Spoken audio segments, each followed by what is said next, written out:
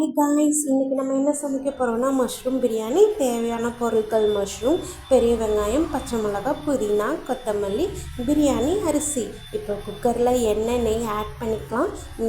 எண்ணெய் நல்லா சூடானதுக்கப்புறம் பெரிய வெங்காயம் 2 கட் பண்ணி வச்சுருக்கோம். இப்போ நம்ம பெரிய வெங்காயத்தை ஆட் பண்ணிக்கலாம். பெரிய வெங்காயம் நல்லா பொன்னிறமாக நம்ம வறுக்கணும்.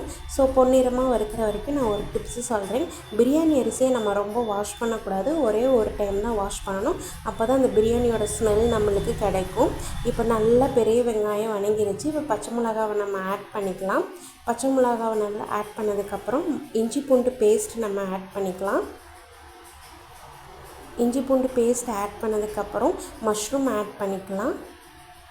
மஷ்ரூம் நல்லா நம்ம நல்லா மிக்ஸ் பண்ணி விடணும். நெக்ஸ்ட்டு புதினா, கொத்தமல்லி நம்ம ஆட் பண்ணிக்கலாம். ஆட் பண்ணதுக்கப்புறம் நம்ம இப்போ பிரியாணி மசாலா ஆட் பண்ண போகிறோம்.